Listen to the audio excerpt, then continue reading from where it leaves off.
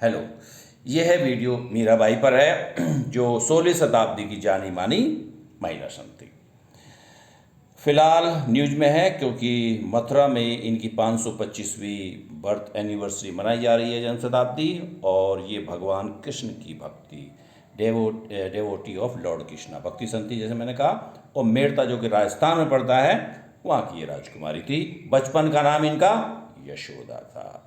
इनका विवाह married to Rana Bhojraj son of Rana Sanga के पुत्र भोजराज से इनका विवाह हुआ था।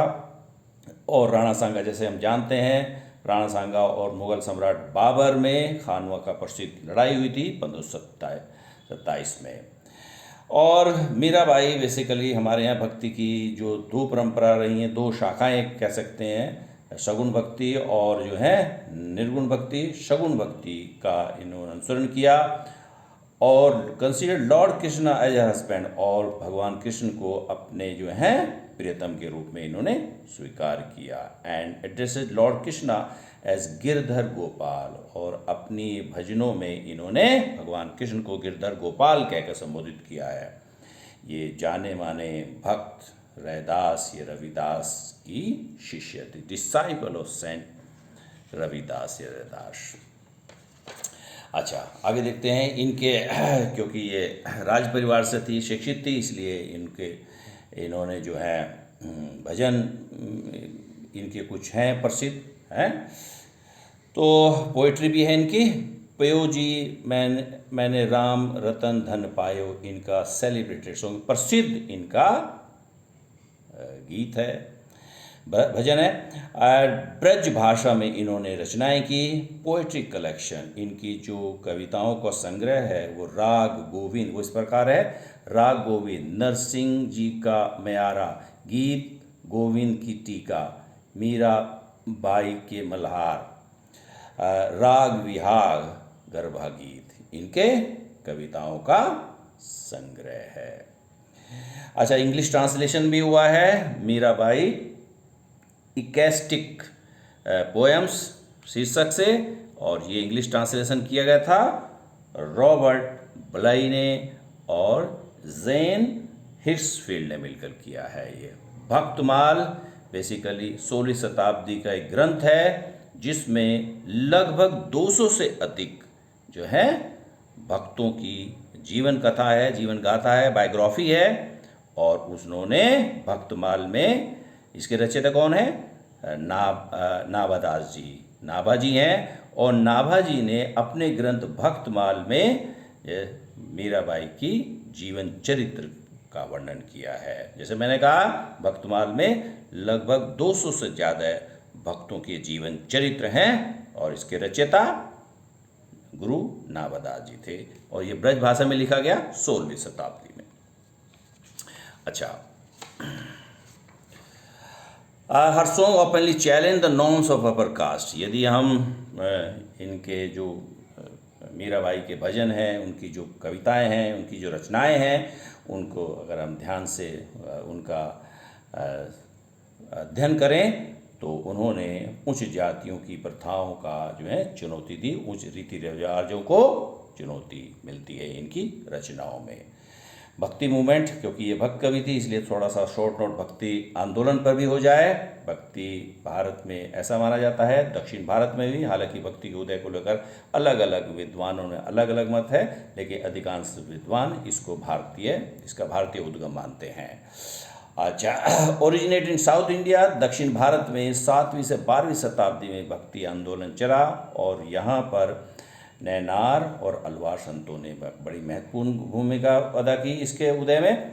अच्छा, अभी देखते हैं। Believed in the equality of all humans disregarding caste distinction.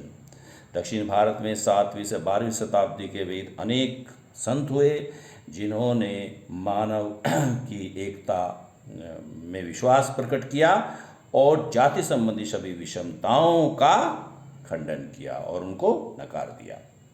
एक प्रकार से साउथ इंडिया, जैसे मैंने कहा, साउथ इंडिया में भक्त संत को हम दो भागों में बांट सकते हैं। अलवार वो संत थे जो भगवान विष्णु के उपासक थे, भगवान विष्णु को मानने वाले थे। Alvar devotees of lord Krishna. And Nayanar भगवान शिव को मानने वाले उपासक थे, उनके भक्त थे, डिवोटी ऑफ लॉर्ड शिवा। इन्होंने वहाँ की स्थानीय भाषाओं में अपने जो है भजनों को, अपने जो है विचारों को प्रकट किया या लोगों तक प्रचारित किया। यानी कि अलवारों और नैनारों ने अपने विचारों को स्थानीय भाषाओं में दक्षिण भारत की जो है प्रचार किया। नैनार, जैसे मैंने कहा, भगवान शिव के उपासक थे, उनके मानने वाले थे, उनके भक्त थे, लॉर्ड शिवा डेवोटीज, और इनकी संख्या इंपॉर्टेंट है, 63 मानी जाती है। प्रमुख अलवार संत, नैनार संत भगवान शिव के थे और इनकी संख्या जैसे मानते 63 मानी जाती है। अपार सुंदर मूर्ति है, सुंदर तिरुज्ञान समंदर जो है, ये समंदर भी शिव लिखते हैं, मणिकवाचकर प्रमुख नैनार संत थे। नैनार संत जैसे मैंने कहा भगवान विष्णु के उपासक थे। भगवान शिव के उपासक थे।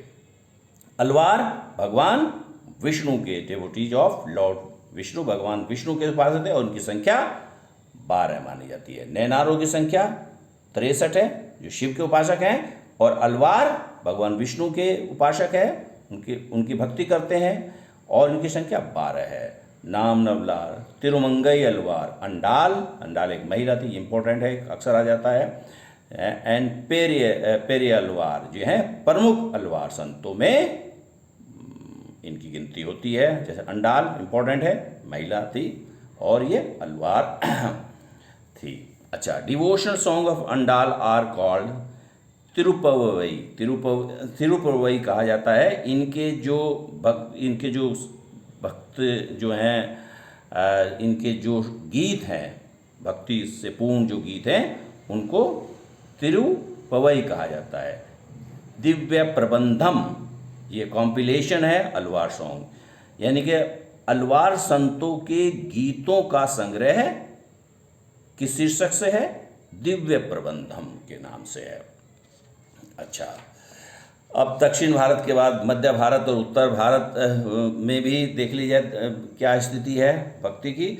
सेंट्रल नॉर्थ इंडिया अराउंड 13वीं सेंचुरी, 13वीं शताब्दी के आसपास ये जो है भारत का जो मध्य भारत है, उत्तर भारत में भी भक्ति का प्रसार हुआ। और यह जैसे मैंने कहा भक्ति की 2 विचारधारा उभर के आई, सगुण भक्ति और निर्गुण भक्ति। सगुण भक्ति के जो है प्रमुख संत तुलसीदास, मीराबाई इत्यादि हैं। निर्गुण भक्ति के कबीरदास, गुरु नानक देव इत्यादि हैं।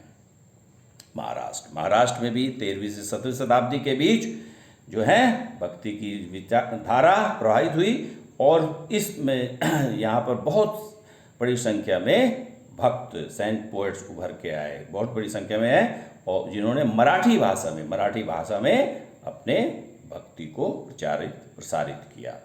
विट्ठल यहाँ का भक्ति का केंद्र है। विट्ठल जो भगवान विष्णु के वो माने जाते हैं अवतार, एक प्रकार से भगवान विष्णु को ही विट्ठल कहा गया है। और ये पंढरपुर एक जगह है महाराष्ट्र में, वहाँ पर विठोबा या विट्ठल की मूर्ति जो है के मंदिर था, और उसकी परिक्रमा करने के कारण एक ऐसा संप्रदाय उभर के आया जिसको हम वाराकरी संप्रदाय कहते हैं। वाराकरी परंपरा मंदिर की परिक्रमा करने के कारण ऐसा माना जाता है कि विठोबा या भगवान विट्ठल जो विष्णु के ही रूप हैं, जिनका केंद्र पंढरपुर महाराष्ट्र में है, वाराकरी परंपरा का विकास हुआ। अच्छा, वाराकरी परंपरा के प्रमुख भक्ति संत इस प्रकार हैं। Dnyaneshwar, Namdev, Eknath, Tukaram, as well women like Shukkubai and the family of Chokha Mela. ये इंपॉर्टेंट है चोखा मेला, ये सब इंपॉर्टेंट है वैसे तो। Who belong to the untouchable, Mahar जाति के थे चोखा मेला की जो वाइफ थी शोहराबाई, ये भी एग्जाम में आया है। तो ये प्रकार से इनका पूरा परिवार वाराकरी संप्रदाय के परंपरा को मानने वाले थे, और जो है भक्ति में विश्वास करते थे। किनकी? चोखा मेला का जो परिवार था।